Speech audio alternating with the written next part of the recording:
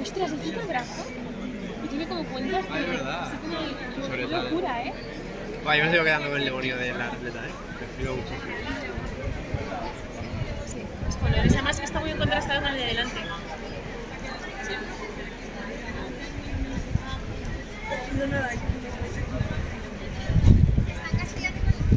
A ver, Guau, ¿se aquí? la escultura también está ahí de la derecha, que la fuente, está buenísimo, está ahí, que me hace chulísimo. La burbuja, dices. Sí, no, o sea, la fuente esta que se sale de así. If you prefer not to go around and just stay Ahí. here. O sea, que es como color mármol. Sí. Claro, que el de abajo tiene como una bandeja con burbujas. Ah, es verdad. Sí, es que bueno, no ha sido la referencia más obvia que hay.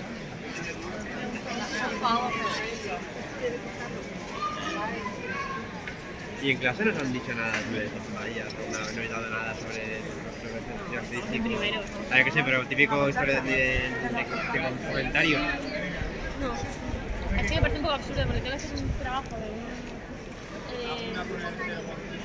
un artista valenciano del siglo XX que no conoce nadie, que se llama Gerard de la Huerta. No, cuando podría ser un trabajo de la escala. ¡Ya los veo!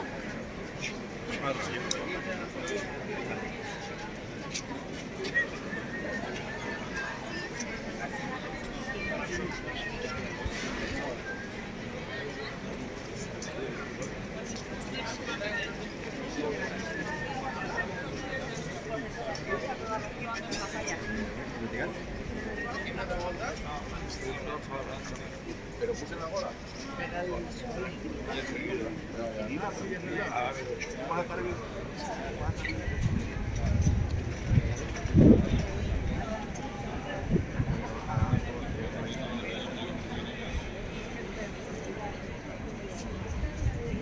Está chulísima esta, Da igual, me digas. ¿Sí? ¿Quieres hablar? Que hay muy mala.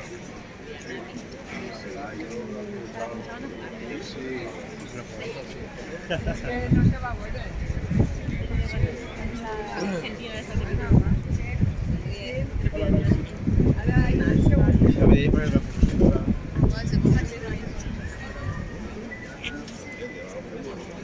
Y que no tenga pinta de poner la piedra. Tienes que hablar sin para ver. La memoria, pero no. No, espera. Ya está, justo.